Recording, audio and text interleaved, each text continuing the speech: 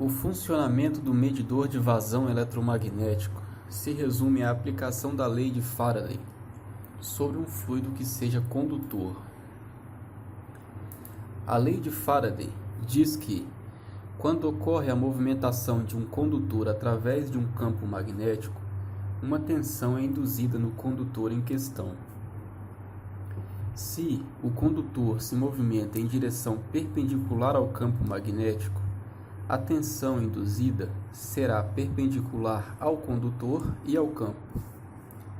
Lembrando que todo fluido condutor possui cargas elétricas positivas e negativas, dispersas em seu interior, e que a movimentação dessas cargas em um sentido definido caracteriza uma corrente elétrica. Criando uma visualização do enunciado para que possamos entender melhor o que ele diz, temos aqui o vetor vermelho apontado para baixo, que representa o sentido e a magnitude do campo magnético. Agora, acrescentamos o vetor velocidade de carga, que simboliza o sentido e a magnitude da velocidade da carga elétrica, ou, no nosso caso, do fluido a ser medido. Note que os vetores são perpendiculares entre si. Conforme previsto por Faraday, uma força eletromotriz será gerada em um sentido perpendicular à corrente e ao campo.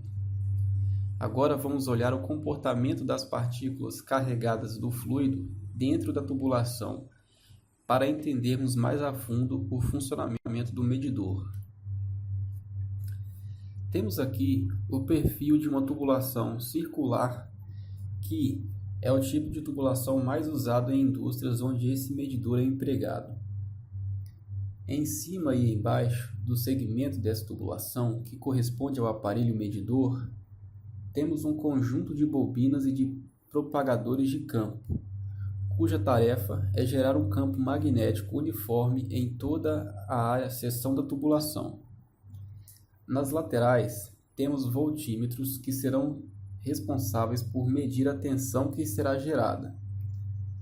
Todo o segmento correspondente do sensor é constituído com uma camada extra de material isolante, cujo objetivo é minimizar as interações do fluido com campos eletromagnéticos provenientes de fora da tubulação, e também reduzir a taxa de geração de energia estática nas paredes do medidor.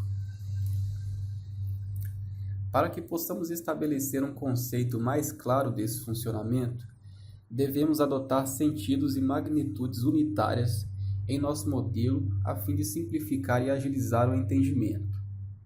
Então, primeiramente, adotaremos o sentido do campo magnético sendo sempre para baixo. Da mesma forma, devemos tratar o fluido presente na tubulação. Nesse exemplo, o sentido do fluxo do fluido sempre será para fora da tela.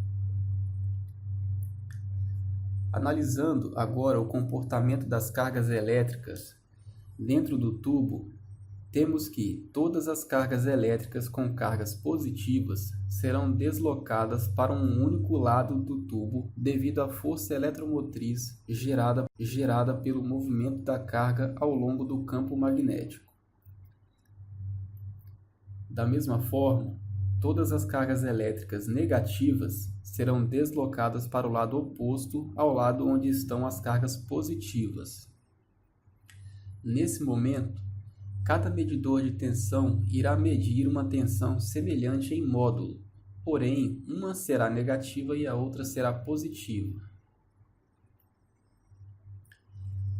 Para que fique ainda mais claro, vejamos um vídeo demonstrando o funcionamento desse medidor em tempo real.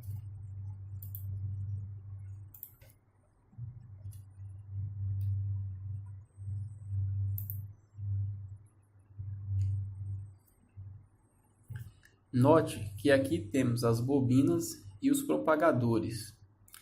Temos as cargas positivas em vermelho e as negativas em azul. E ao lado temos os voltímetros. Conforme o fluido se movimenta dentro da tubulação, ocorre a separação das cargas elétricas devido à força eletromotriz prevista pela lei de Faraday. Quanto maior a velocidade do fluido, maior é a tensão registrada nos voltímetros. Depois que o fluido passa pelo medidor, suas partículas carregadas voltam a se espalhar aleatoriamente dentro da tubulação. Relacionando a tensão com a velocidade do fluido, é possível saber a vazão com uma precisão muito elevada. Sobre as possíveis interferências que podem surgir, temos aqui as fontes que podem ocasionar essas interferências, que são elas os campos magnéticos e elétricos externos, as ondas eletromagnéticas e a energia estática que pode se acumular na tubulação. Sobre os campos magnéticos, nós temos um campo constante, que é o próprio campo magnético da Terra, que pode gerar uma influência no próprio fluido a ser medido, mesmo que seja muito pequena.